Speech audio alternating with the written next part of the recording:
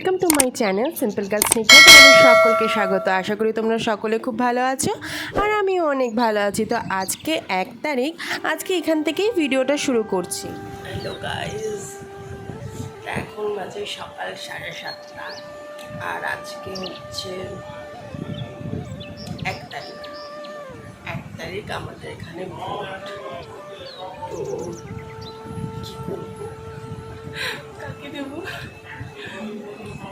দেবো কাউকে একটা, সেটা তোমাদেরকে ভিডিও লাস্টে দেখাবো, ঠিক আছে? আগে দিচ্ছি, তো তোমরা ভিডিওটা দেখতে থাকো। আর আজকে আমি একটা পুরো ব্লগ করবো, ঠিক আছে? A to Z দেখাবো। তো চলো আগে ঘরটা ভালো করে গুছিয়ে নিই, তারপর ফ্রেশ হয়ে দাঁত মুখ মেজে চা খেয়ে আবার আসছি। প্রতিদিন আমার সকালে কাজ থাকে।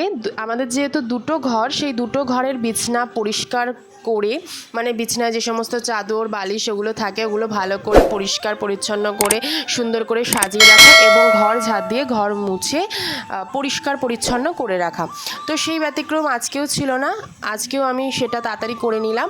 আর মায়ের ঘরটা পরিষ্কার করতে করতেই মা ঘরে ঢুকে বলছে আমার ফোনটা কোথায়, তাই মা ওই ফোনটা খুঁজে নিয়ে গেল আর দেখলো যে আমি ভিডিও করছি। তখন মামা বলছে যে তুই ভিডিও করছিস? আমি বললাম হ্যাঁ। বলে তো আজকে জানো তো আমি ফার্স্ট ভোট দেব, তার জন্য আমি কিন্তু খুব এক্সাইটেড ছিলাম। আমার এই 18 বছর পূর্ণ হলো। তোমরা হয়তো আমাকে দেখে অনেকেই বলবে আমি অনেক বড়, কিন্তু না, ওই বলে না একটু হেলদি, আমি সেটাই।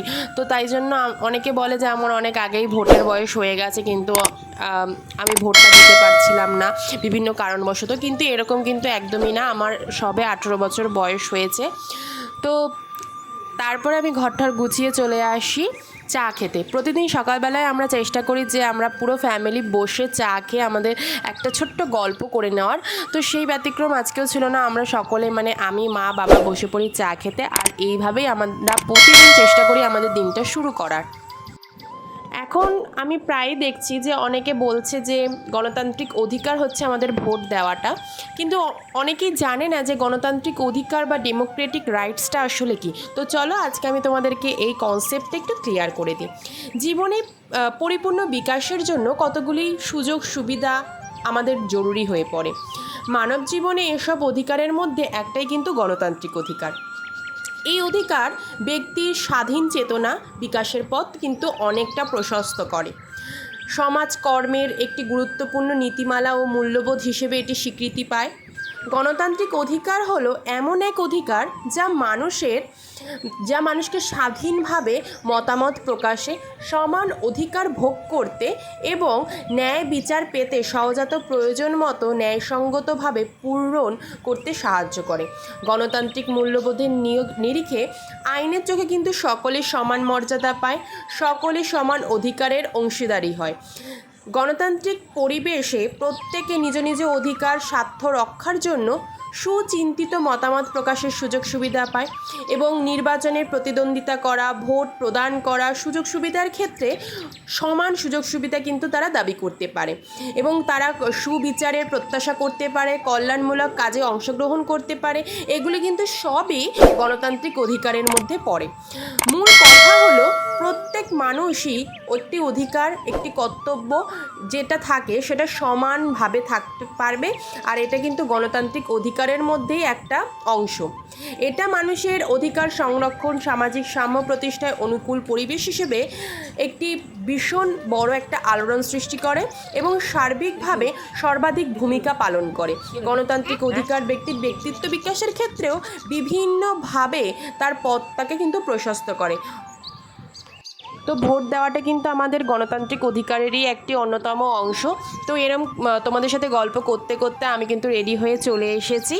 আর তোমাদেরকে হয়তো আমি এই ভিডিওর প্রথমেই বলেছি যে আজকে আমি তোমাদেরকে বলবো যে আমি কাকে ভোট দিয়েছি, কিন্তু এটা আমার পক্ষে জানানো সম্ভব নয়, কারণ কিছু কিছু বাধা আমার থাকে, আমি কিছু বাউন্ডারি থাকে যেগুলো পেরিয়ে আমি তোমাদেরকে সেটা শেয়ার করতে পারবো না।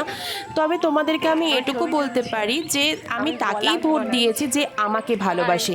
আমি যে আমাকে ভালোবাসবে আমি তাকে ভালোবাসবো, সেভাবেই কিন্তু আমি তাকে ভোটটা দিয়েছি। আর যে আমার পাশে আছে আমি তাকে জেতানোর জেতানোর জন্যই কিন্তু তাকে ভোটটা দেওয়ার চেষ্টা করেছি।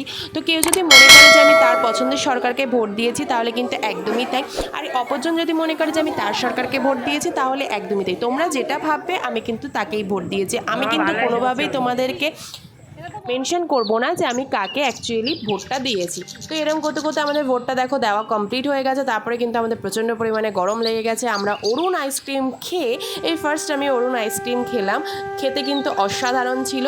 তো তারপরে আমরা গল্প করতে করতে বাড়ি চলে আসলাম। তোমাদের যাদের আমার ভিডিও ভালো লাগবে লাইক কমেন্ট শেয়ার সাবস্ক্রাইব করতে কিন্তু একদম ভুললে চলবে না। এরকম আরও আকর্ষণীয় ভিডিও দেখার জন্য কিন্তু আমার চ্যানেলটাকে অবশ্যই তোমাদেরকে সাবস্ক্রাইব করতে হবে।